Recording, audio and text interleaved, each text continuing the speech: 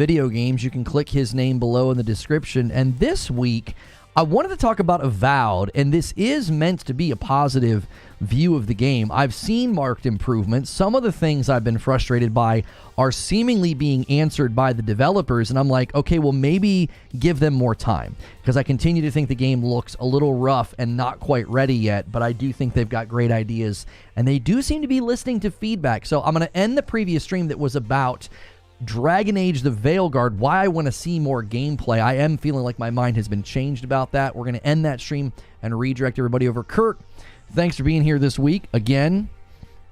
Yeah, man. Back by unpopular demand.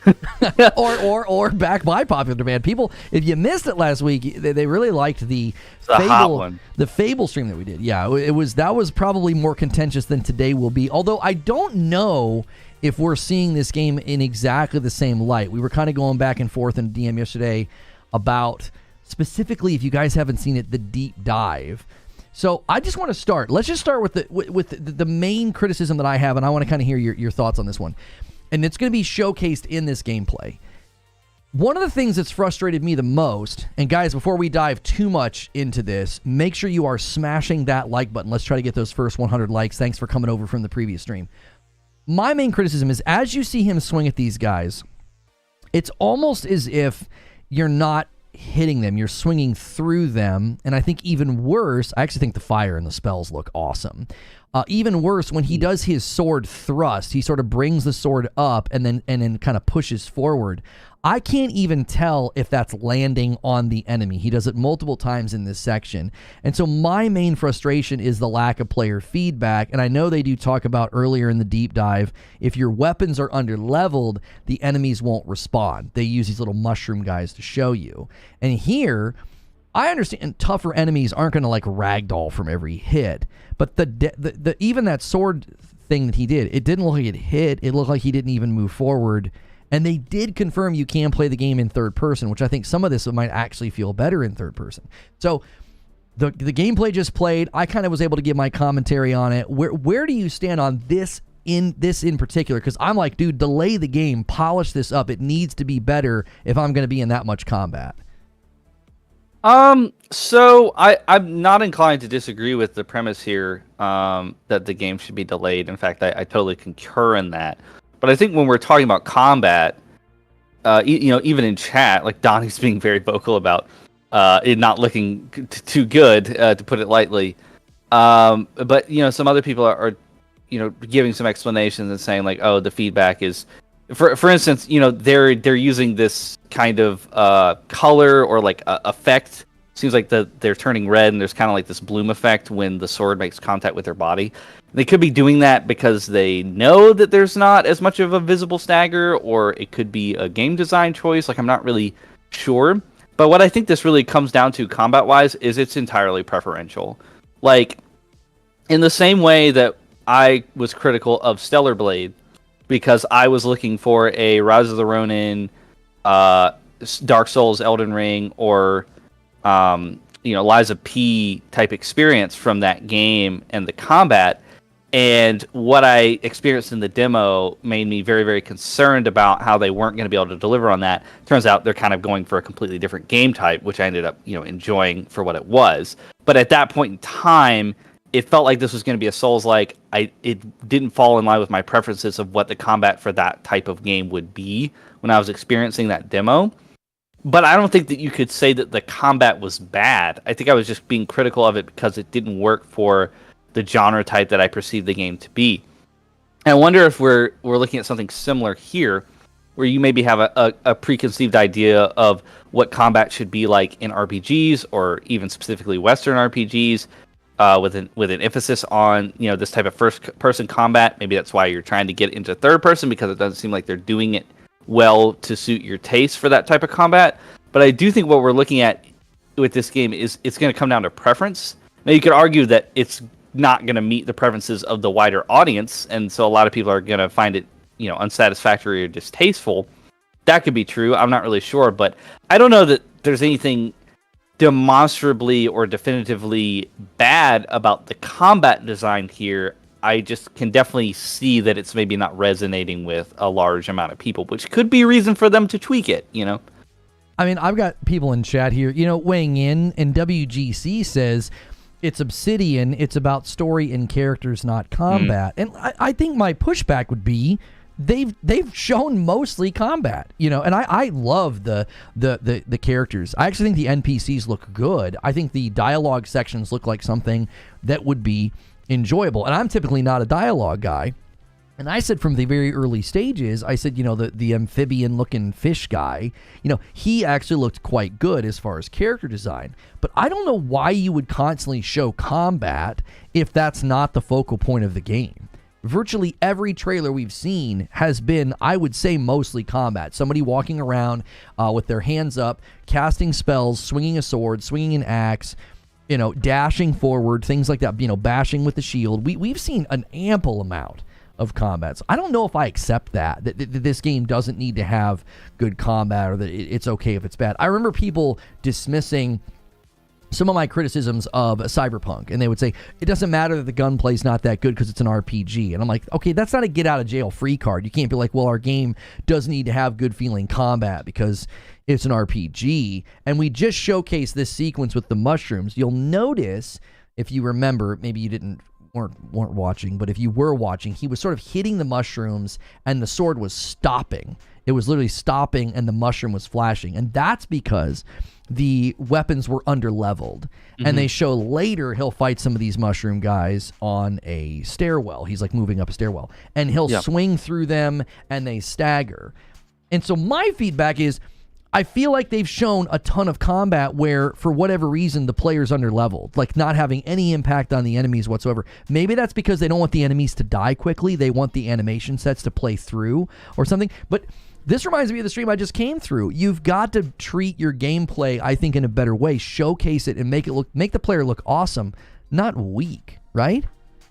Well, 2 points here. So, you're the one who actually brought this to my attention, so this isn't like an owning type of moment or anything. But the woman who is maybe the creative lead, or I'm not sure what her position is, but the woman that is showing the game off on the podcast sort of explains that this is sort of a game design choice, with the fact that they want the player to receive visual and sound design and other feel, I guess, in the controller is what she's talking about, as far as it looks, sounds, and feels different. I assume feels the controller when your gear is under-leveled for particular enemies in a particular region or a particular enemy type, like whatever their strength is. And so they want you to get that impression. They want to communicate to the player with the game design that you probably need to level up your gear. You need to go back to camp, which it looks like they're showing now, and do some gear progression in some way. I don't know if that's a great choice for them to do that. Like, we could argue that maybe it's not, but that is the intentionality behind what we're talking about, like the disparity in one segment with the same type of enemy and another. They literally go into explaining that. I think that's a choice for sure. That's definitely a choice. But there is some sort of rationale behind what they're doing there. But to get into, you mentioned what they've shown and a lot of it being combat. I kind of like to get into what they've shown as a topic at large, because I don't know if a lot of people remember, I have kind of come around, because I actually really liked the gameplay that they saw. A lot of people are dunking on it, that they showed rather. A lot of people are dunking on the combat from this gameplay segment, but I have seen enough of the game now to where I feel like it's something that I could be interested in, something that I would enjoy playing, especially with me, being able to access it with my Game Pass subscription. And that is because of what I've seen in this sort of longer segment. It's like about a 27, 28-minute video on the Xbox channel. But as far as like what they've shown, the way that they've shown this game off has been incredibly odd, I think we would both say, because like I was so negative the last time that we talked about this game, and I'm not trying to like pull a switcheroo or not own that in any way, because what I said was what they've shown of this game, and this was following the developer direct, where they had really only shown some combat segments, as you kind of alluded to earlier, from a particular region that looked like very desert-like. There wasn't a lot of assets. Didn't even really look like the same game, honestly. The combat didn't look very great. And I just was totally uninterested in the game at that point based on what they had shown. And so for them to come out at the Xbox showcase, I know they want to hit a certain cadence. They want to be like, here's another game and here's another game. But we talked about the great showings that they had for Black Ops 6 even before the direct afterwards, and South of Midnight, where they really got into the raw gameplay and showed off what the game was going to be. And the Avowed showing at the Xbox showcase really didn't do anything to alleviate my concerns with what I had seen previously.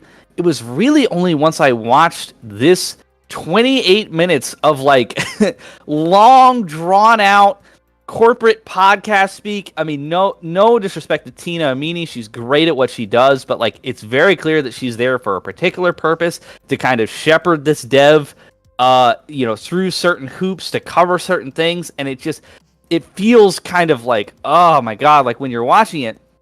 But in spite of that, the fact that I took the time to watch it, I'm like, hey, this game like actually doesn't look half bad. Like I might would enjoy this.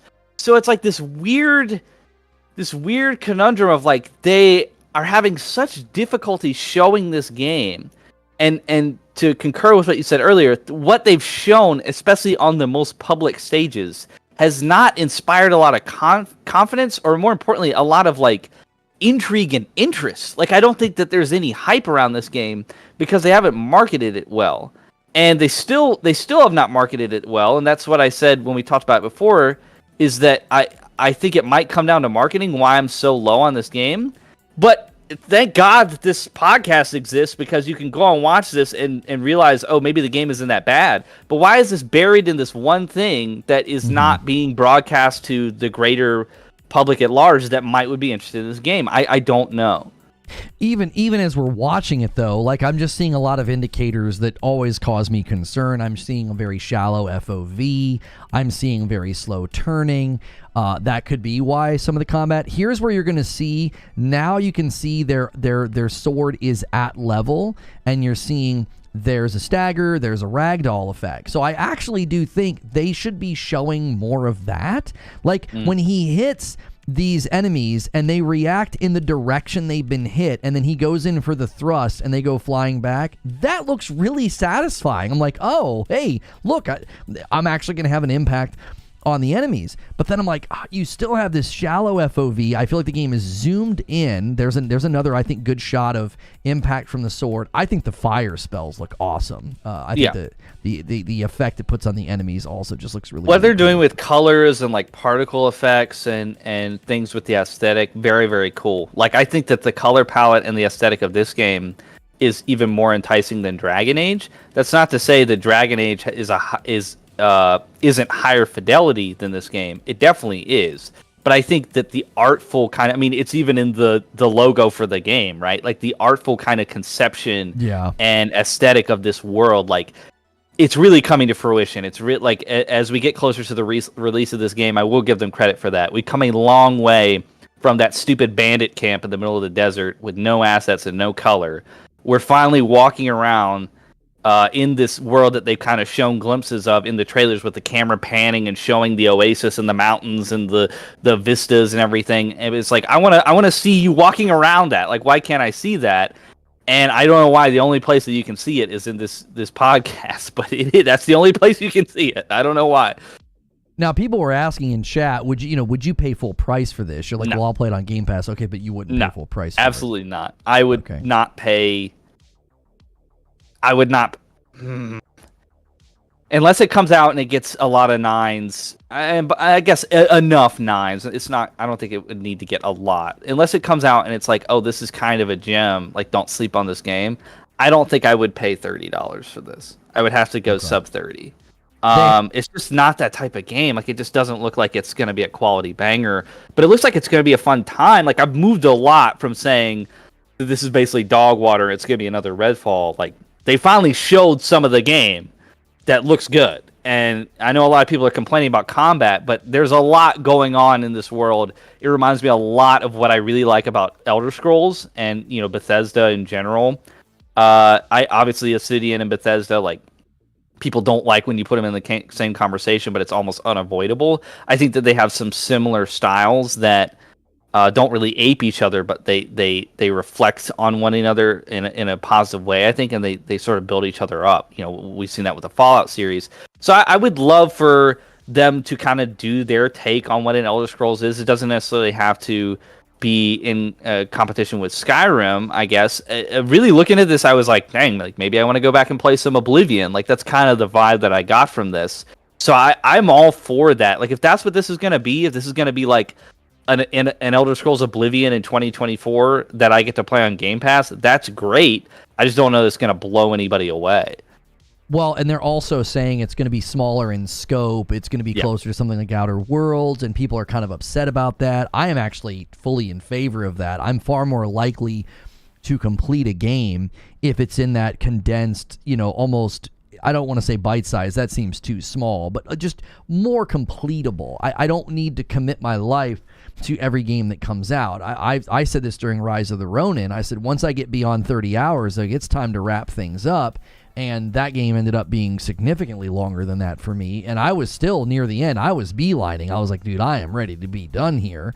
And for this game, we're asking the question, should they delay it? And I'm coming from the perspective of it looks better every time they show it. It does. Every time they show it, I got over the art direction shift from that first trailer that looked really cool, almost like a Skyrim. But then... Just to interject, like, didn't that do this game the biggest disservice out of anything? Like, in retrospect, like, don't you think that, like, that trailer really set the tone as far as, like, people getting excited for... I think the hunger or the appetite for Elder Scrolls and for Elder Scrolls adjacent games is so pervasive.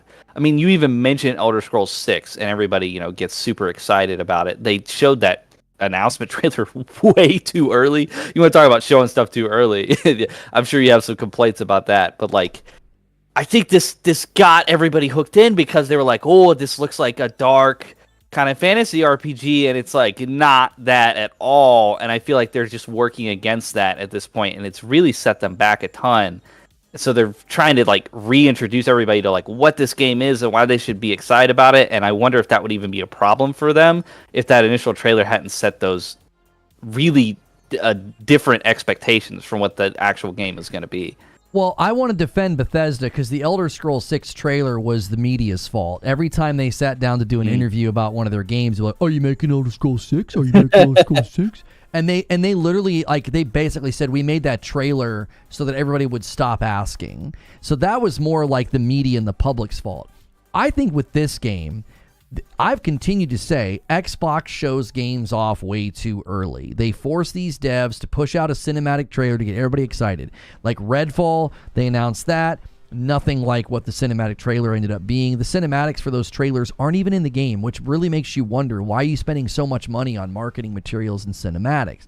They did the same thing with Hellblade. They showed it way too early. Then they show Avowed, showed it way too early. And then you want to argue that, like, oh, the trailer's not to make anybody feel like what the game's going to play like. I'm like, oh, get out of here. They showed from the player's perspective. I will never give ground to that argument. That trailer set a tone. And again, I fault Xbox. It's like the developers are put into a really precarious position when you force them to put out marketing materials way too early. Because even this trailer that I'm showing right here, that it's now a year old, the game looks significantly better than this now. This looks arguably pretty bad at certain instances where things look low texture, animations look wonky. And it's like, okay, but again, were they made to put this together? Was it an older build, or were they using pieces of gameplay that just were not polished and ready to go? Because like, well, we have to have something to show. Because from my perspective, that's why I'm saying, like, can you guys just delay this? I feel like you're listening to feedback. Even that right there, that shot of that guy getting hit and the ragdoll effects, it's like, it's so inconsistent. There's been times in the newer footage where the enemies don't react like that. They don't react to being hit. And it's like, okay, well, did you guys change direction? Did you change decisions? Like, why does the combat look so inconsistent? And the latest trailer that they dropped during their showcase, it's like the only gameplay we see is super fast, super quick cuts. And that always makes me say, all right, come on. And then when they do the deep dive, I feel the same way. It's like, well, there's times where it looks good and there's times where it looks bad. And I'm still wanting to see third person. Like, why wait that long to tell us you can play in third person, and why not showcase it? Again, They probably didn't know if they could make it work. See, that's the thing. I hope everybody didn't show up looking for another hot debate like last week, because I think we're actually going to reach a consensus here. I'm inclined to agree with what you're saying. Like, every single time that they show this game, well, other than the developer direct, I almost felt like that was a step backward, and we sort of agreed on that at the time as well, that the initial trailer had looked more interesting and compelling than that gameplay showcase. Just did not do the game any favors. But since then, like, every time that they've showed anything from this game, it has looked significantly better. So that begs the question of, like, did they show what they showed previously because that's all they were able to show, or the game was only that far along? And if, like, you're up against it so much that each time you show the game, it pretty much dwarfs what you had last time, because last time you only had something to show that was only so good. If you're kind of racing to get your game to a certain level of quality, at that point, like, shouldn't you just take some more time? I mean, I think what we see now is so different to what we saw, what was it, 6 months? No, not that long. 4 months ago. Like, imagine if you just tacked on 4 extra months to whenever this game is supposed to release. The rumors are November 15th or something like that, right? So imagine if you just tacked on 3 to 4 months to that, the progress that they could make, when we've seen the progress that they can make in at least what they have available to show in the 4 months prior to this. So I do think that it's evident from how they've shown the game and it doesn't look great, and then they show the game again and it does look great, that what they must have had before was just all that they had. Take the time that you need so that we get the best version of this game when it comes out, because as we've seen time and time again, you only get one initial release. When the game comes out, that's when everybody plays it. That's when the reviewers give their assessment of it. You're not going to have people coming back a year later, at least not at large, and saying, oh, this game's really good now. Like, how many times have we heard that? It just sounds like, a yelling in the wind or whatever. Nobody cares at that point because the game has already had its moment. So Xbox has kind of messed this up several times now. I think that they need to really place emphasis on this game being as good as it can be when it comes out. And nothing about how they've showed off or marketed this game so far inspires confidence or shows that they have something that's ready to go when they need to show it. Like the fact that even the deep dive that we're talking about was not a part of SGF, was not a part of the showcase that they offered for everybody to watch. What is up with that? Like, why didn't they show some of this at the showcase? Something I think is going on here as far as what their development timeline is and what they have ready to show off. And I really just hope that the game is ready to come out whenever they put it out, and they don't rush this out to meet some sort of window.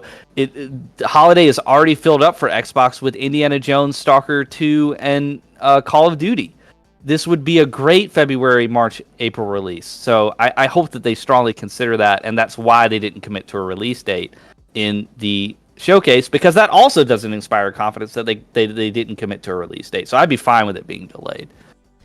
Right, and my perspective on it is, I said similar things about, Hellblade. I was worried they showed it way too early in 2019, and then the dev cycle, they admitted they weren't even in full production in like the middle of 2021. I'm like, well, then why on earth did you have them make a trailer, 5 years before the game even landed, and then it ended up being a game that was seemingly smaller in scope than everybody was thinking that we were headed toward? It didn't feel like this big evolution from the first Hellblade, which is what the first trailer, seemed to signal. And I look at Avowed and I listen to the developers and I'm like, I feel like they're making a very good game here. And I feel like what I'm watching somebody do a dev diary and do a deep dive for a game that shouldn't be coming out for like a year. It doesn't feel like, I'm not seeing polished gameplay. I'm seeing gameplay that needs extra work, extra spit shine, because they show all these internals. They start talking about all of the RPG elements. I'm like, y'all know what you're doing in that department. I don't doubt that at all. But the fact that the gameplay itself has gone from looking really, really kind of weird to better to now I think it's like, okay, I can detect the rough edges. It's like I want them to have time to polish those rough edges, because if not, we're going to end up with another game that comes out and that will be the focal point. All of the hard work they put into the other areas will get completely diminished if the gameplay doesn't deliver. Like, you can't move around in a world like this. And I'm also curious. I feel like there's even been commentary like, are we looking at another 30 FPS game? Like, is that going to be another blow to this game's launch, that they're not able to get 60 FPS out of the Series X, which I don't see anything in these trailers that would justify that. What did you think, like, watching this gameplay? First of all, I don't know if it's running on a PC or if it's running on an Xbox. If it's running on an Xbox, we'd have to assume it's on the X, not the S, right? But did you think that this looks 30 FPS? Because I didn't. I actually oddly kind of thought it was somewhere around the like 50 mark. Like, it just didn't look like it was 60. I can't tell if that's more of the animations. Like, if you look at the combat even, and just the movement of the protagonist, even when he's casting spells, he has kind of like this jittery motion to him where he'll kind of hold up his arm and like he's like, ah, like in your face, and it like his arm kind of jerks around, and when he's fighting he's like, it's like he's almost like readying for like the next thing he's gonna do, and he kind of has like this like weird kind of, I don't even know what that motion is, but it has like a stutter effect to it. It's almost like he's trying to juke the enemy out or something like that, and I can't tell if that's like just the animations or if it's like also being exacerbated by something with the frame rate, something with the camera, something with the frame pacing. I have no idea. I am not Digital Foundry. Nor do I have a very trained eye, so I would rely more on what your assessment is of this. But something about it definitely didn't look like smooth as butter 60 FPS to me. I just can't really put my finger on what that is, but I also don't know that it really detracted from the overall game experience that they're trying to put on offer here. Like, I think the people that are going to enjoy this are just going to be people that really enjoy RPG mechanics, and you either go for that sort of thing or you don't, and the game's not going to live or die by the combat or the frame rate for you. Yeah, I want to respond to a couple of things here, because I want to respond to some of what you were saying, Kirk. But thank you guys so much for tuning into. This is the second show of the day, so if you've been lurking and listening, make sure and smash that like button. We appreciate your support, and those likes do help out the video. And Fuzzy said this in the members-only Discord. He said, it's coming out day one on Game Pass. Why not pull a PAL World and release it on Game Pass Early Access to get player feedback? Listen, I'm a huge champion of early access because of what I feel it can do to a game. I don't think Xbox is going to do that with their first-party lineup. I am fully in support of games saying, hey, we're going to launch an early access so we can, get better player feedback. Hades did it. Hades 2 is currently doing it. Baldur's Gate 3 did it. I think the larger your game, the larger the scope, the better it is to get that feedback. Diablo 4, I think, should have launched 2 years earlier in early access, and they could have completely reworked so many of the things they're trying to fix now, right? Like, that is something I continue to champion as long as the consumer is informed on what they're purchasing. Now, I want to respond to some of what Kirk was saying. I think first-person combat like this always looks a little janky, and it looks kind of like a VR game, right? So I think they're fighting. I would say always, but it can, yes. When they're doing the presentations in the trailers, I've never felt like it looks good. It always looks funky. Oh, you mean with Avowed?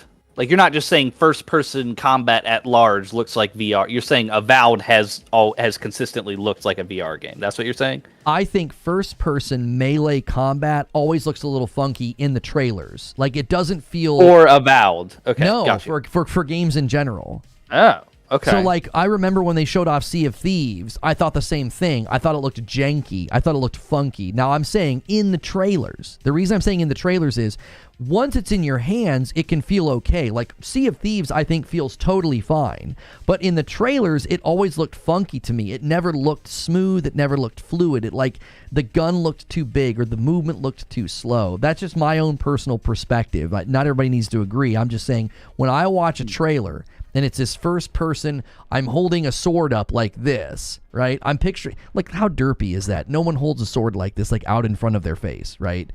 I always think it looks a little goofy, like, oh, I've got my hand up and my sword ready to go. Okay, second thing I think that's going on, I think They have a very shallow FOV, so you can't see anything. It's like your face is up against the glass. Like if you've ever gone to an aquarium and the closer you get to the glass, it's like you can't see anything. You have to kind of like look around because you're so close. And I think when an FOV is wider, it offers a better level of immersion. Like you can kind of see everything around you. So I think what that leads to is then they move slowly. Because if they move quickly on a shallow FOV, it tends to get almost like blurry. It's like I can't see what's happening. So they're doing like these slow pans, these slow scans. It's very, very, in my estimation, it's a lot of cliche marketing tactics that you use for games. Is you move slowly so that everything looks smooth and everything looks crisp and colorful, and I'm okay with that. But I think that's why the combat's just not translating, because even the dashing that they do, it ends up, as you're saying, it almost looks kind of clumsy, kind of funky. It's like, what in the world's going on? That's why I'm like, just let me see the character. Like, zoom out, let me see the character, let me see them dodge to the side, dodge to the left, dash forward, whatever the case may be. We've seen some phenomenal gameplay from games like Phantom Blade Zero, even Rise of the Ronin. I remember saying, like, okay, it looks a little funky, but then the animations in combat always looked really good because I felt like I could see what was going on. So, to me, Grounded was in early access. That's fair pushback on what I said. I just don't know if Xbox is going to want to do that with their lineup, like Avowed, Indiana Jones, and others. You are correct. They did do Grounded as early access, but was Grounded positioned in the same way that titles like Avowed have been positioned? That's more like a multiplayer Minecraft type game, right? Like not exactly a Minecraft, but it's like in that genre or adjacent to that genre, so that makes more sense for early access. I do want to push back a little bit. I do think that what you're talking about with third person is preferential. It's entirely preferential. Now, a lot of people actually agree with you. The pushback or the reaction to Indiana Jones really surprised me, because a lot of people didn't want that game in first person at all. And it's kind of brought to light an interesting conversation in general about people saying that they just don't really prefer first-person games in general. Some people say they give them motion sickness even, or they just don't really enjoy them as much as first-person. They don't like the field of view. They don't like the perspective. So I totally understand that being people's preference, that they don't want to play first-person games, or they would prefer not to. I'm just sort of surprised by that. I didn't realize that was an opinion held by so many people. But I do think that you're kind of speaking to that a little bit. Like, I think the people that don't mind first person don't have any issues with the first person isms of this game. Like, I don't think that they will when they get hands on with it, or if they could see the freaking gameplay that they didn't show in the showcase, then I think that they would like what they saw, or they at least wouldn't be like, oh, it's bad because it's in first person. I have a good opportunity. Hang on, just 1 second. Pause. I have a good opportunity to showcase what I'm talking about. So he's about to fight this bear, okay?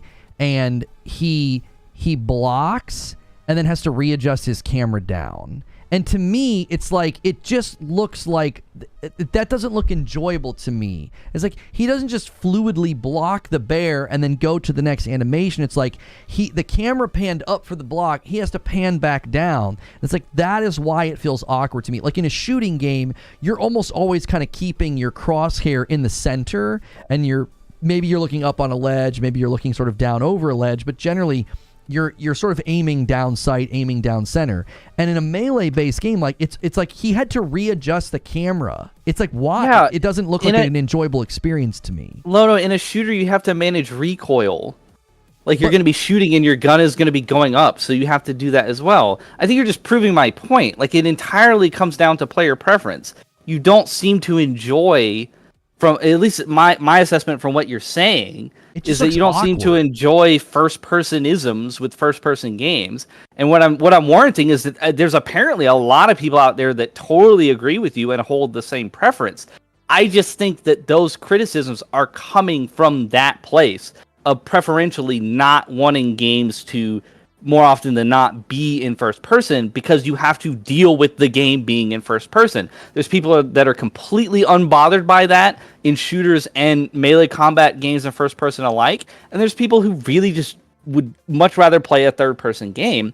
I think your criticisms are coming from that place, I don't know that people that enjoy first-person games like Doom and Call of Duty and Kingdom Come Deliverance, I guess, think that those games feel like VR games or look like VR games. Like, I think that is coming from the perspective of that preference. And I also think that it speaks somewhat to the graphical style. Like, the games that you mentioned were Avowed, Sea of Thieves, and I think Grounded was in that conversation as well. The graphical style of all three of those games is much more VR-esque, whereas, like, I don't think that people would say that a game with incredibly high fidelity, like, I'm not even sure of a great example, but a game with incredibly high fidelity looks like it's in VR. I mean, Call of Duty campaigns certainly don't look like they're in VR. So I think that's more kind of that dinky Sea of Thieves, anatomically incorrect kind of aesthetic and graphical style.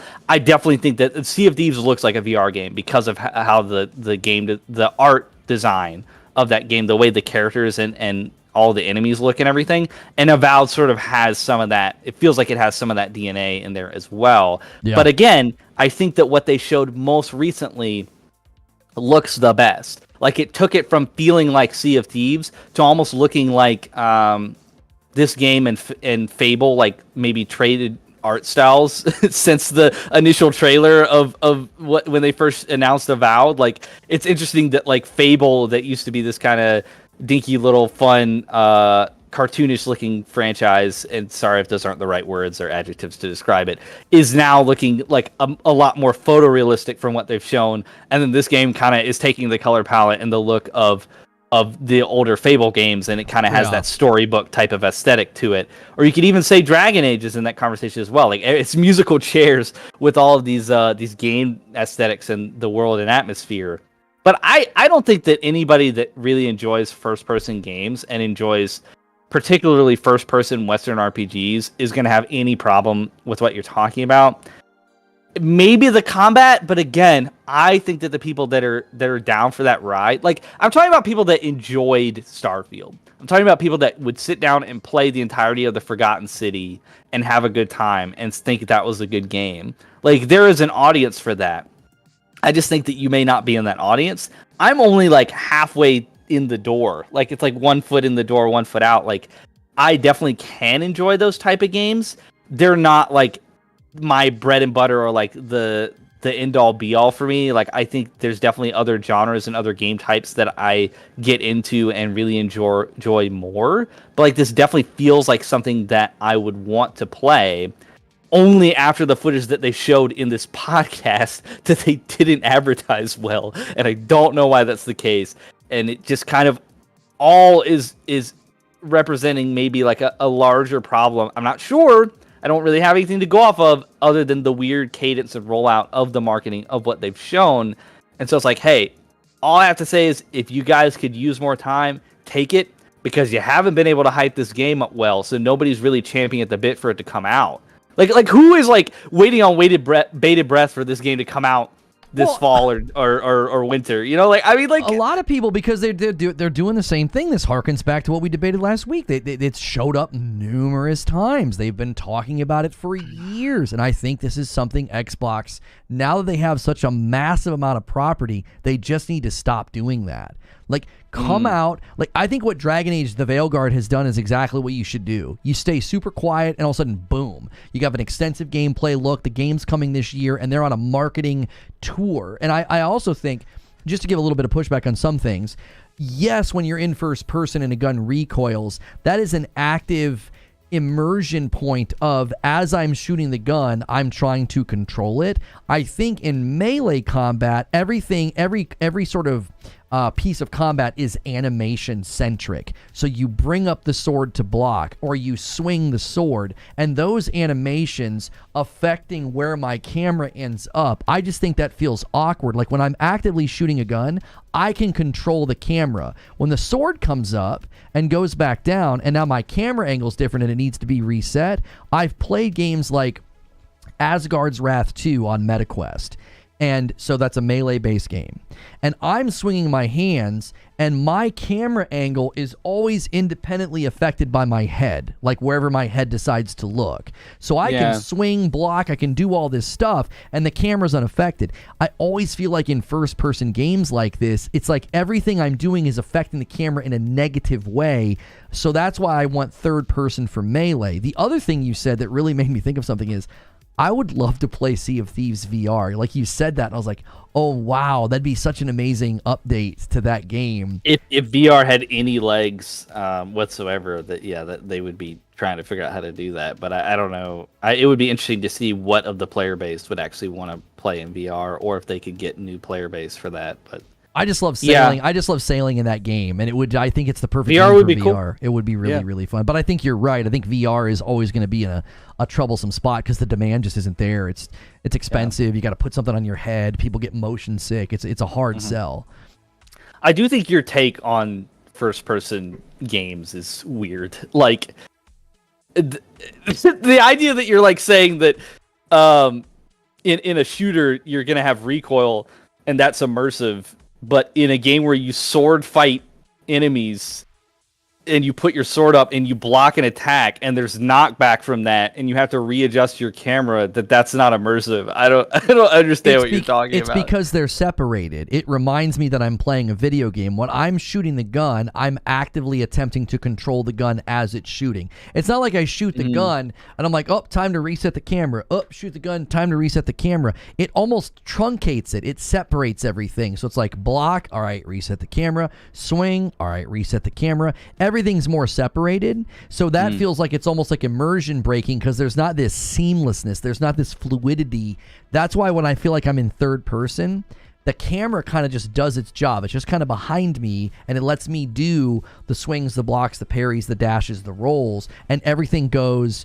lazy gaming. I don't know if it's lazy. I feel like it allows for a fluidity where one thing goes right into the next instead of having these like moments of, oh, well, now I have to fiddle with the camera. I think some of it's FOV. It's so zoomed in also in the gameplay they've shown us. It's so zoomed in. Everything he does, it feels like I'm like on a rock'em sock'em ride. It's like everything he's doing, the camera's kind of going up and down. That's another reason why I really want to see third-person gameplay of this game, because it does look like something that I would enjoy, especially knowing it's not going to be that long. I wonder if that's going to be a criticism from fans of RPGs, that it's not going to be this huge long-tail game. Have they commented on length? Yes, apparently it's going to be closer to Outer Worlds in scope, I believe. But think that game's not short, right? It takes around 15 hours to beat Outer Worlds, and so it'll roughly double that if you explore the RPG side content. So if Avowed is like that, that's a huge spectrum of like 15 to 40 something hours. So to me, I actually think that's perfect, because if I only want to play a game for about 15 to 20 hours, I can, and then the hardcore guy next to me can unearth every nook and cranny and he can hit 40 hours. I mean, where would you land on a game like this? How would you engage with length? I mean, this is definitely like one where I would not be trying to fast track to the end. Like, I think I would be trying to get as much out of the RPG systems as I could. I'd be doing the side quests and everything. For instance, when I played Stellar Blade, like, I think you can beat that game in 15-ish hours, but my playthrough took roughly almost 30. I didn't quite hit the 30 mark when I beat the final boss, and I think you were something similar. So I think like this game is for a certain type of audience. If anybody's going into it and beating it in 12 to 15 hours, I don't know that they engage with the game in the way that the developers intended people to. Sure. Like, sure, they'd be happy to have you, and they're glad that you played their game, but like, I think there's going to be a lot there for the people that are going to be putting extra time into it. There's a larger narrative here of that. I think people, again, like I said earlier in the show, are very rabid for an Elder Scrolls or an Elder Scrolls adjacent game, especially when all we've gotten is the MMO for like years now. What has it been? Almost 15 years since Skyrim? It's been 12 or 13, I think, since Skyrim originally released. So, like, that's a long time to not get a game in a particular franchise. And so, I do think Obsidian bit off a little more than they could chew here, and I also don't know. I don't want to stick my foot in my mouth here, but I don't know what part of Obsidian is working on this game. Like, I don't know if this is the A team or B team, I guess is all I'll say. I don't know. I have no idea. So I don't know what part of Obsidian is working on this game, but they obviously have other projects, including Outer Worlds 2. And I just wonder if they've kind of set out to make a game in a genre that is evocative of certain games that have come out in that genre, that are from a competitor that they often get compared to because of the fact that they made a Fallout game that arguably and ostensibly is better than any of the other Fallout games. So they kind of invited the comparisons. They kind of have stepped into this genre knowing that those comparisons would happen. And it's like, they're already trying to do damage control, it feels like. Like, they're already trying to prep people, hey, it's like Outer Worlds, like, it's not quite as long, and it's not meant to be an Elder Scrolls, it's not meant to be open world, it's not meant to be all these things. And it's the Pillars team. Thank you, WGC.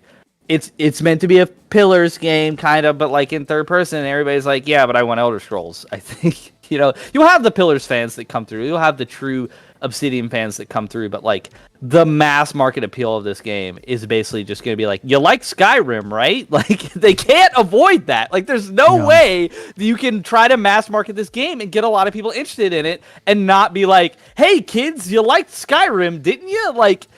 So they're screwed. Like, they're screwed regardless. It's going to be a very, like, in the weeds, invested type of Western RPG that people that like, it's basically a CRPG, I think. But it's kind of doing what Skull and Bones did for the, like, maritime trade and strategy genre, but it just like put it in third person perspective and like casualized it, and then people are like, this is weird, I don't like this. Like, I think that's kind of what this game is going to be like people are going to go into it thinking they're going to get Skyrim, thinking they're going to get Assassin's Creed Black Flag in the analogy, and they're actually getting like a top-down CRPG in first or third person that is kind of in the casual looking presentation of an Elder Scrolls game, maybe more of like an Oblivion than a Skyrim.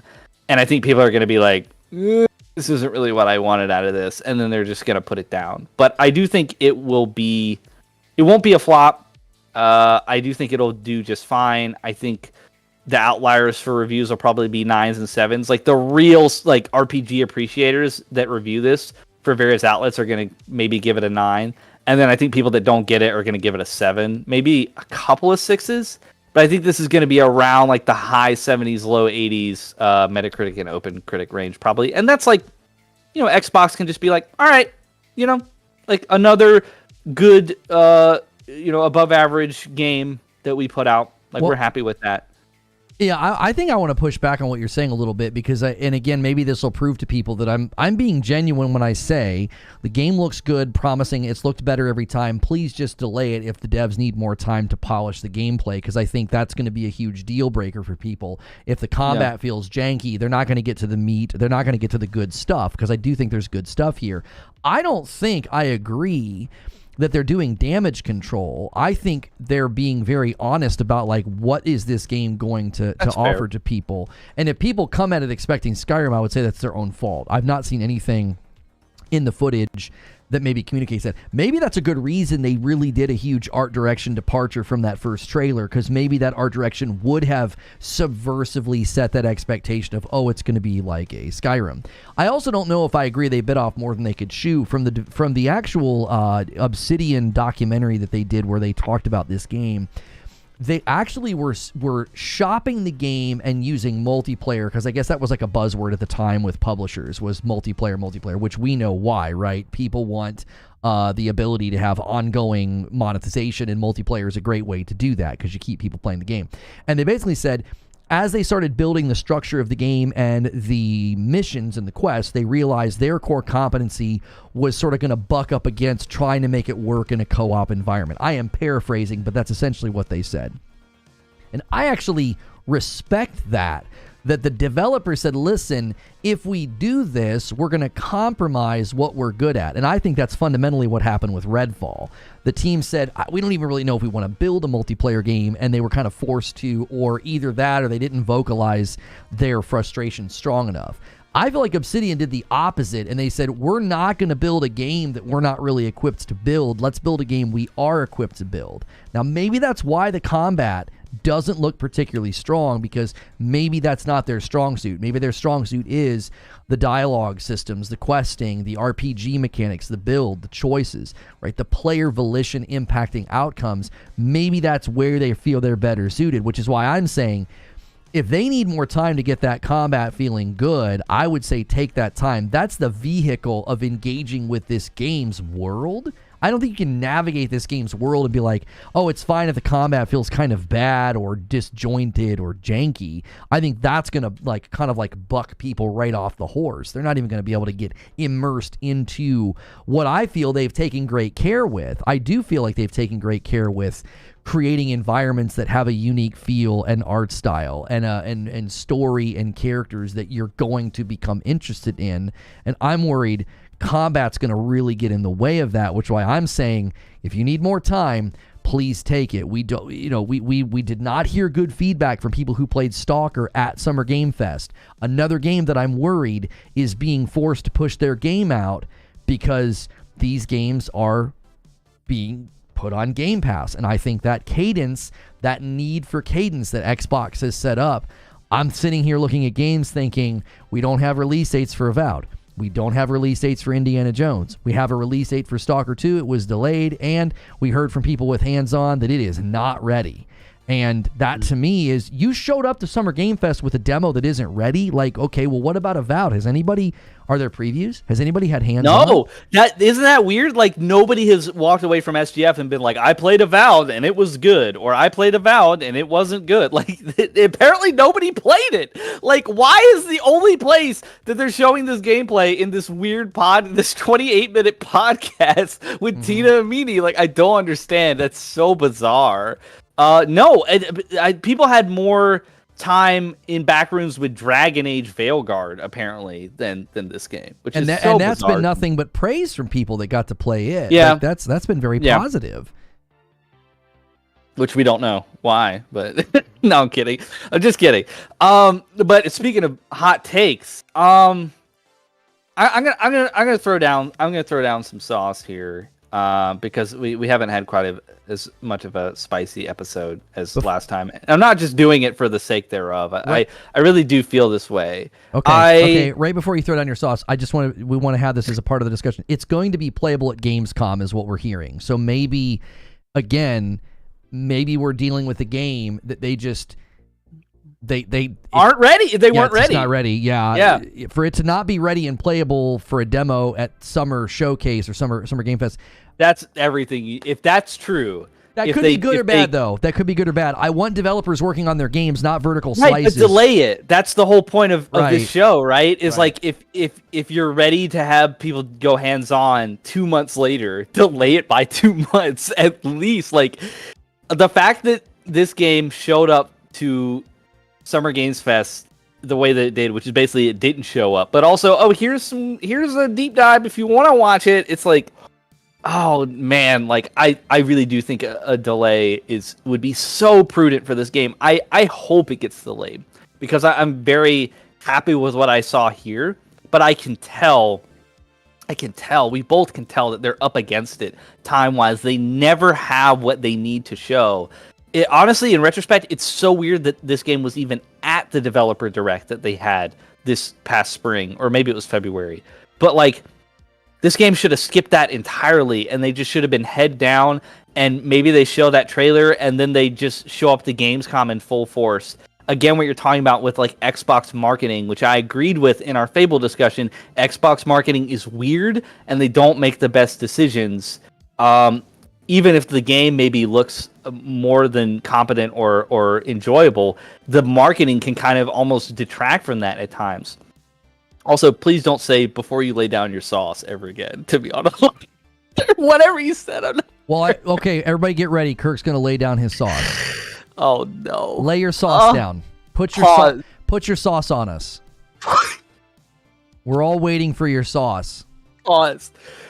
When you draw the comparison between the devs at Obsidian deciding to make a game in the scope of what they know they're capable of. And chat, you gotta chill. The game that they're capable of and that's in their wheelhouse, and Arcane Austin kind of being directed toward doing Redfall, and Redfall being this live service kind of looter shooter that like every corporate entity wants, every publisher wants their developers to make right now, or at least they did in the past couple of years. Maybe finally after Suicide Squad with Rocksteady doing that we're maybe finally over this. Like BioWare didn't work, Rocksteady didn't work, Arcane Austin didn't work. I think that is its own phenomenon of these devs that like made traditionally really great single player games being put on development for these type of online, live service games, and that not going well. To like, that's not the same as like Obsidian basically being tasked with ostensibly, like I don't have any proof of this, but like based on the initial trailer, they're tasked with like making this Western RPG that like maybe can rival Elder Scrolls, or at the very least, you're saying that they're choosing not to make an Elder Scrolls. Like they're going to do what they're good at. Like that's more of a competence issue to me. It's like it's like I'm sorry if I hurt anybody's feelings. Elder Scrolls is better than Pillars of Eternity. Like, I'm just going to put that out there. Like, that's why it has the acclaim that it has. Elder Scrolls is a better franchise than Pillars of Eternity. Elder Scrolls games are really good, and there's a reason that they're so popular.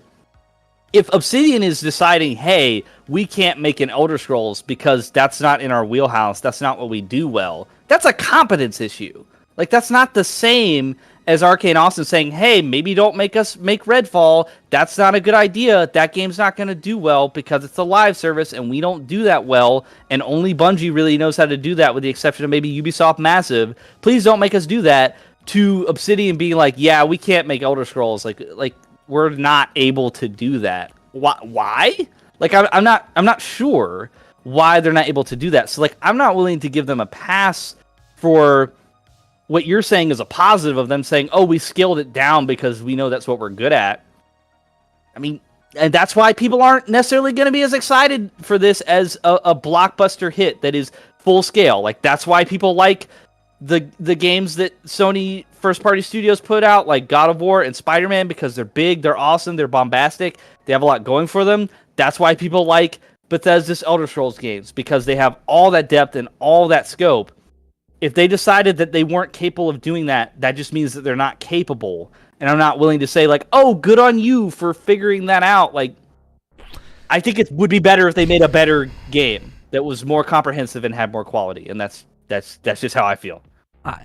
I'm gonna add some. I'm not trying to do FUD here, fear, uncertainty, and doubt. I'm gonna add a little bit of fear to the equation. As you said that, I like. Well, let me go look at their last game. Okay. Pillars of Eternity 2 came out in 2018. It came to console in 2020. All right. Good scores all around. High 80s on user scores, high 80s on Metacritic. 40-something hours to complete it. 40. And completionist runs are like 96. So I don't see a lack of competency there. It seems like, okay, yeah, highly praised RPG, Pillars of Eternity 2. Lots of playtime, right? Lots of depth, high and users and Metacritic scores that are good. So I would say these guys are competent. So to me, if we start stacking up all of the things that we've heard, it's that they cut co-op, they changed the art direction, and now it's a smaller in scope game. Cutting co-op is great. I love that. I think we both agree there. I don't want to act like we're opposed on that. No, I'm very much happy with that. But sorry.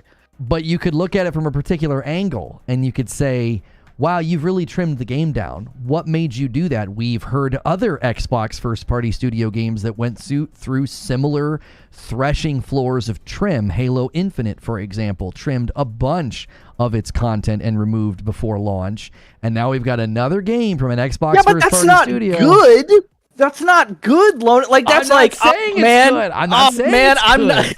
I'm not LeBron or Steph Curry. I'll just be the sixth man that gets subbed in and averages 6 points a game. Like, yeah, that might help a team win a championship, but like that's a what's the word? It's not a loser mentality, but it's like you're not doing things that you're not applying yourself to the best of your ability. If you're like, oh, we'll just stick with what we can manage. No, shoot higher. Or if you're willing to be defeatist and say, ah, man, we can't make an Elder Scrolls. We'll just make a smaller scoped game where Lono's going to talk about the combat looking like VR for 20 minutes.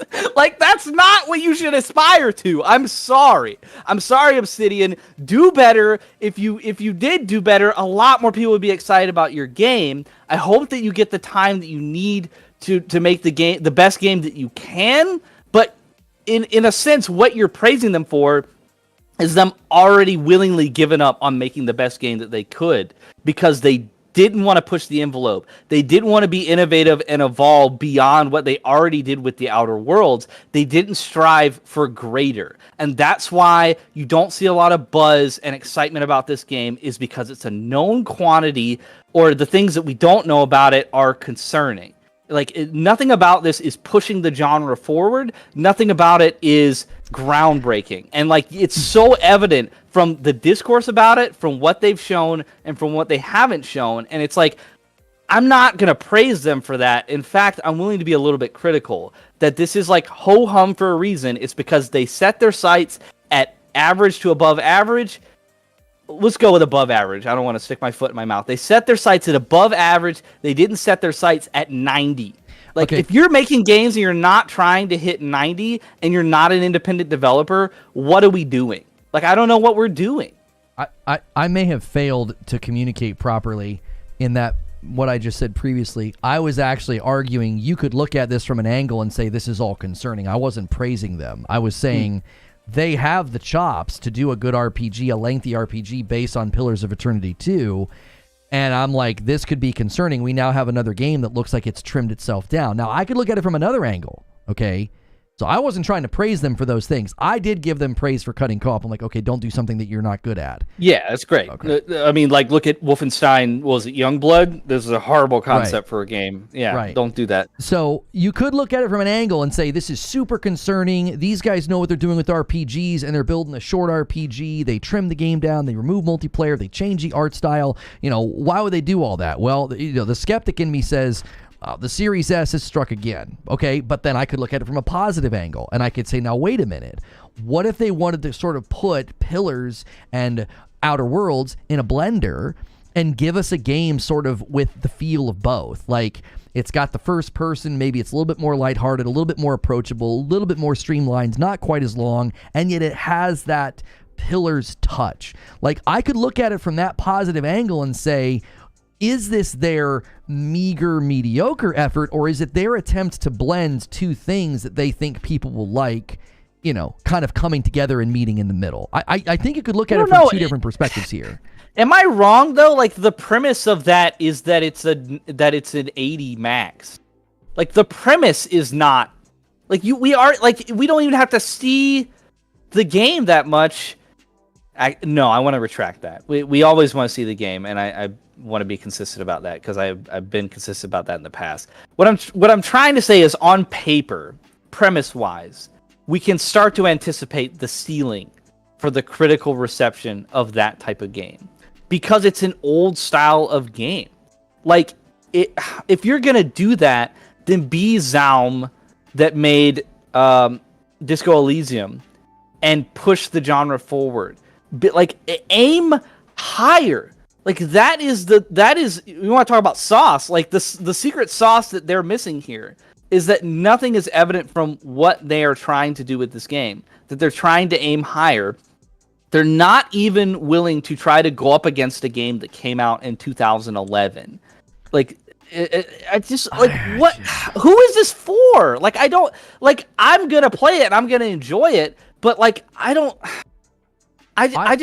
know. Like, it just seems very, like, yeah, we're in our own lane and we make these type of games and, like, that's what we make and they're good. Like, I don't know. I would have liked to have seen more. Maybe it's fatigue over, like, Xbox in general, that, like, I really like Xbox. I show up and I praise Xbox, but, like, I want to see Xbox come out with a game that is just unequivocally a banger and everybody thinks it's good. And it's like you're not in the conception phase. You're not even cooking up a premise and an idea for what you're going to try to make that even has the capability of reaching that height.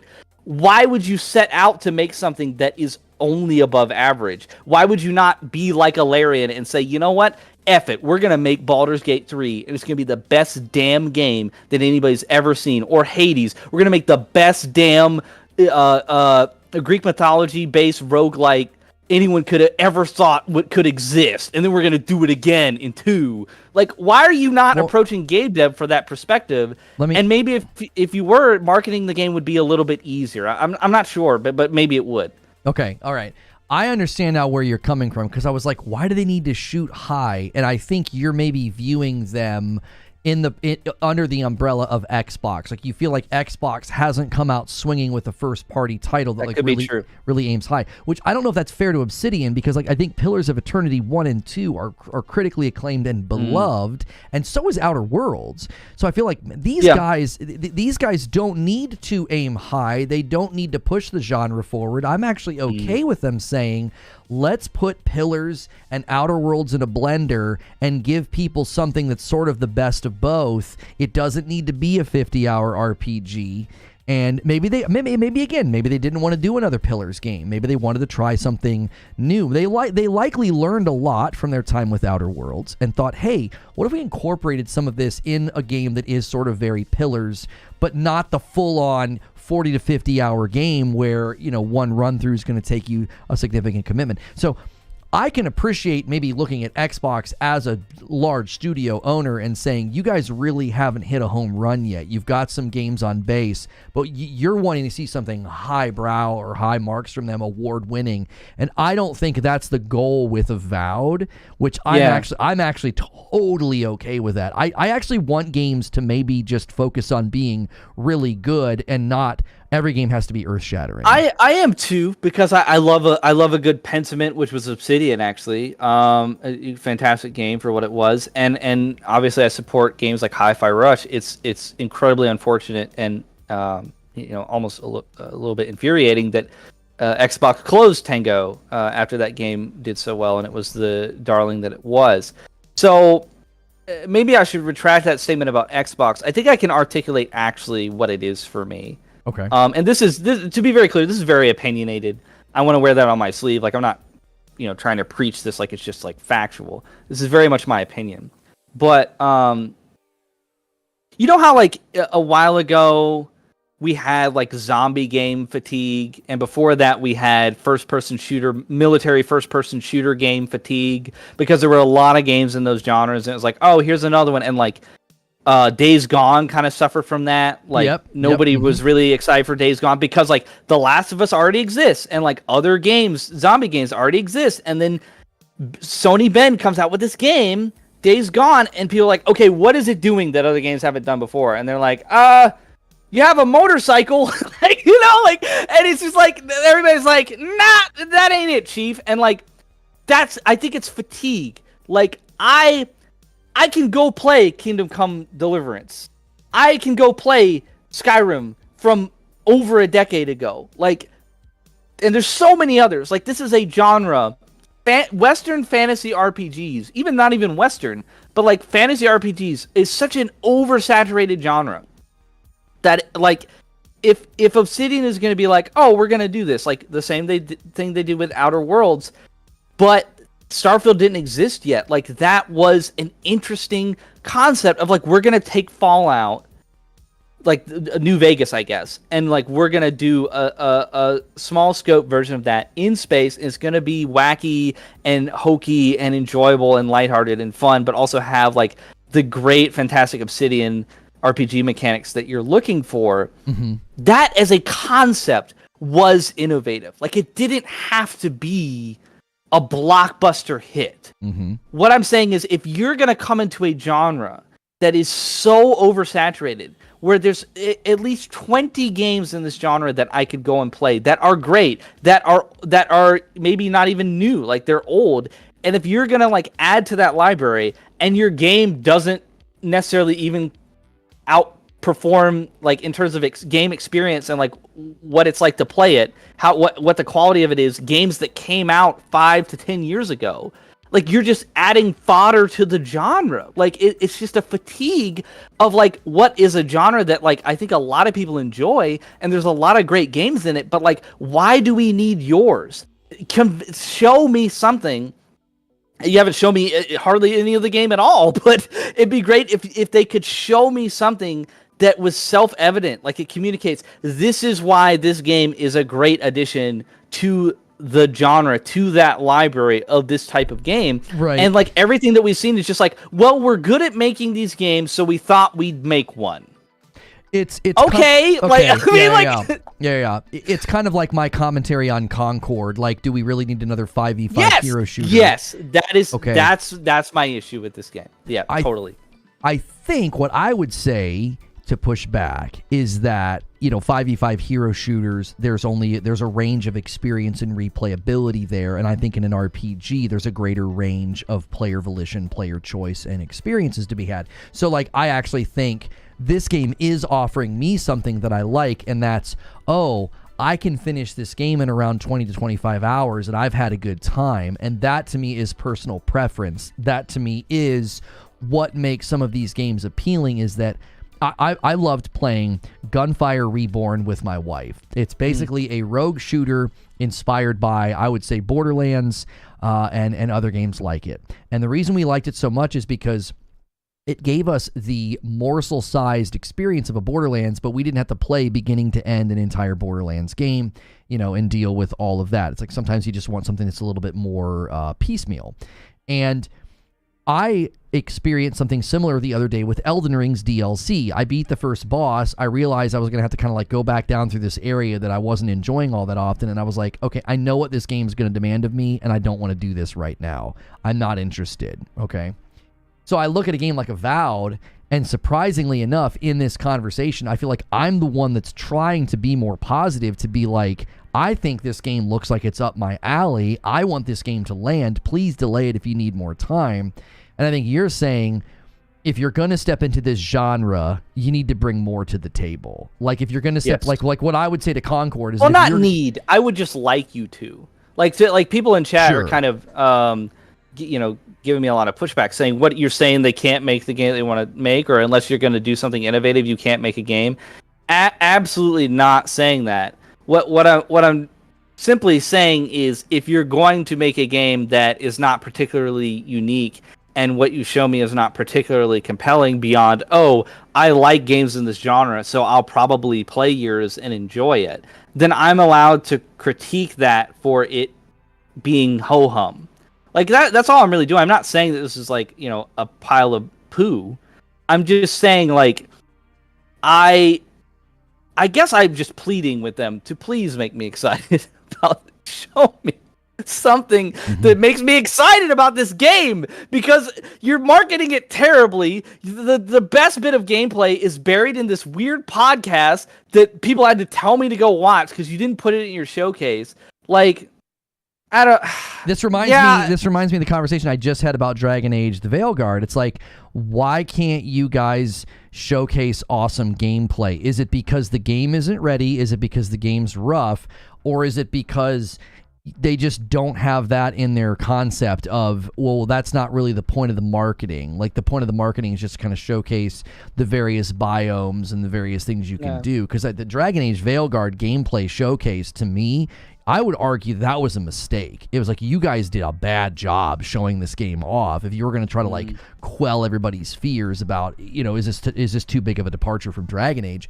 And they showed what felt like very basic mobile game combat. And it's like, I know there's more to Dragon Age's combat than what we saw.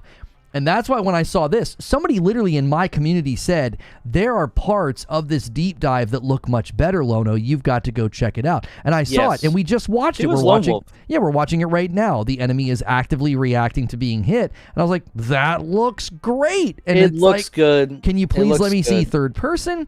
And can you please let me see, exactly what it would look like to do all the various different attacks in third person. Like what's magic look like compared to melee? I want to see these dashes. Like, is it really good moment to moment action? And I do feel like there was an interview recently that really contextualized a lot of this for me, and maybe that's just helped me adjust expectations.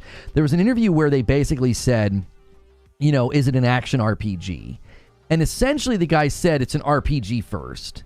Like, they didn't focus on making an action game. They focus on making an RPG first. It does have action elements in it. But then, to your credit, you made a comment earlier about, well, why is everything that they've shown it placed a high emphasis on combat? Sure. And I would go back to what I said earlier. They're in between a rock and a hard place, because there's the game that they want to make that is very in the weeds with the RPG systems that everybody that likes those systems is really going to enjoy.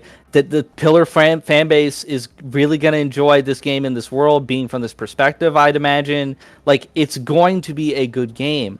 But the problem with it is that, like, they are trying to market it to people that enjoy this genre and that enjoy games like Elder Scrolls and that enjoy, like, games at large. And, like, there's a lot of people out there that have never played a Pillars of Eternity game. And, like, maybe this will be a gateway for them, but I think what I'm airing out right now is frustration in a game that I really, really want to be good, not showing itself or marketing itself in a way that is compelling or interesting.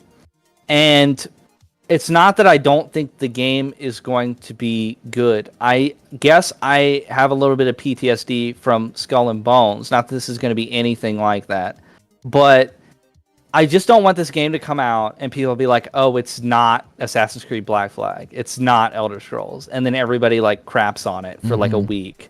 Like, people are saying, like, Kirk, you just said that it's better to be positive. You're absolutely right. I want to be positive about this game in the way that Lono is often, like, a little more critical or a little more anxious about a game that he is actually very interested in or likes, a la Hellblade. I really like what they're doing with this game. I like how evocative it is of the older Elder Scrolls games, and it seems like it could be a good addition to this genre, but I don't understand why. I don't know if they're just not showing it well or if that is just the game. And if this is just the game, then it does look above average. Like, it doesn't look like anything incredibly impressive. It looks like a Game Pass game. And that's fine. I love Game Pass games. I really do. But I don't know. I guess I would like... We haven't gotten a huge Western fantasy RPG like this in a while, unless I'm misspeaking. Like, you can go play Kingdom Come, and that's a great game. But, like, I don't know, man. I would love another Elder Scrolls adjacent game. And there's a lot of people who would love, like, a really good, like, Kingdoms of Amalur game. And, like, I really just hope that this can deliver. But right now I'm just like, I'm cautiously optimistic. We'll leave it at that, I guess. Even if I'm not articulating it well, it's like, I think I started that way, and then as the show goes on, it's like, there's these little frustrations that are kind of seeping out that are carryovers from, like, when we talked about this last time, of like, okay, but, like, why wasn't it ready at SGF? And, like, I don't know if that makes me hypocritical after we talked about Fable and I was sort of critical of you, but, like, we have seen a lot of this game and I like what I see, but I think it's just the way that they are communicating to the prospective player audience, like, what this game is, that, like, I'm not vibing with it in particular. And maybe that's just a me thing. I don't know. I think to kind of close this out, guys, take a quick second too, if you've enjoyed the back and forth. Like, Kirk and I, obviously, the benefit of a show like this is different perspectives. And if you've enjoyed the show today, take a quick second and smash that like button. We only need about 40 of you to hit 200 likes. That will help more people find this show later. And we have had people watch these later. So if you're watching this later, man, thank you for doing that. Leave a comment. We try to respond. I know Kirk has even circled back and kind of responded. To kind of land the plane here, I would say I'm more comforted by the fact that they're not trying to hype up the game and they're just being maybe more meager with how they market it. I think that maybe makes me feel better, instead of, like, over-promising. Like, I feel like I actually have a good idea of what this game's going to feel like, and I would rather say... think like there's an honesty. Yeah, like I would rather know going into this is going to be about an 8, and that's okay, right? And to me, it's like I would rather know that going in instead of being like, oh my gosh, this is going to be mind blowing, and then you're like, yeah, it's like an 8, maybe a 7.5. So I actually appreciate the positioning, which is why the position I've taken today is please, for the sake of this game, is if it's not ready, delay it. Take all the time you need. I have a stream on this channel saying delay Starfield. Please make it as good as possible. And we're seeing with all the improvements coming to Starfield that game probably could have taken another year in the oven and would have been significantly better.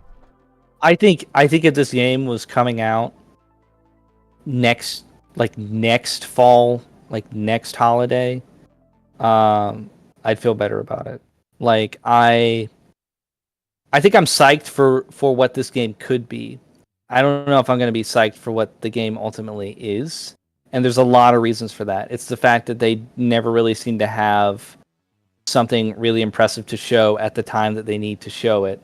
And they always seem to be on the back foot. And it's like, well, we don't have it at the developer direct. We'll have it at SDF. Well, now we have something that we should have had then, but we don't have what we should have now. We'll have it at Gamescom. And so, like, hopefully that doesn't continue. But I don't mean to be incredibly negative about the game.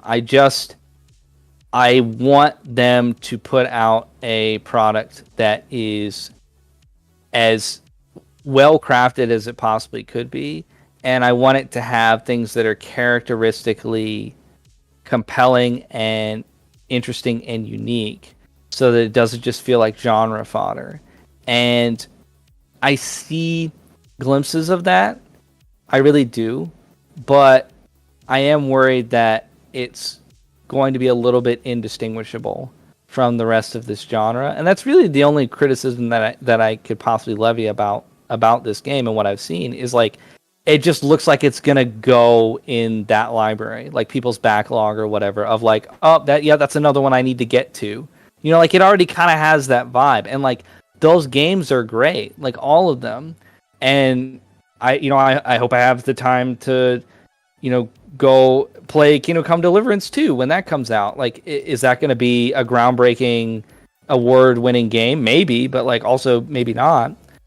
But it no doubt it's going to be an enjoyable experience, and no doubt this will be an enjoyable experience too. Yeah. I'm not sure that it's going to be anything that people really, really walk away from and say, wow, that was an incredible experience. Like, I've never played a game like that. And I don't know. I think Obsidian, like, they're in that conversation with Bethesda, with CD Projekt Red, with Larian. So I would hope that they would be able to achieve something like that. And when you say to me that they're coming out, and I mean I've seen it myself too, but when you bring up the fact that they're coming out and they're saying, well, we're just trying to operate in the scope and the wheelhouse that we're comfortable in, it feels like it's the opposite of that. And so that is a little bit dismaying for me. Well, we will definitely revisit this, guys, because they're going to be at Gamescom. Hopefully we get some previews and some feedback from the people that get to go. Now, we obviously got to be careful because Redfall previews did not at all represent the product that shipped. So we will be obviously a little cautious of that. Hopefully we can have some people get hands-on that maybe we feel are a little bit more reliable in that certain department. I don't want to call anybody like a liar, but I definitely think the Redfall stuff was very hand-picked and not helpful to the public.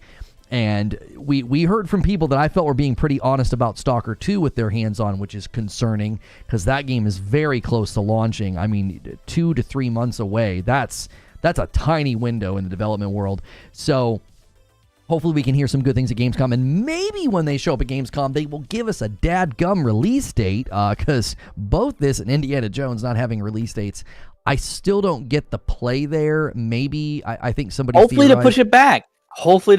Like hopefully it would make it like less of a ordeal for them to say actually it's gonna come in 2025. Whether it's in February or whenever.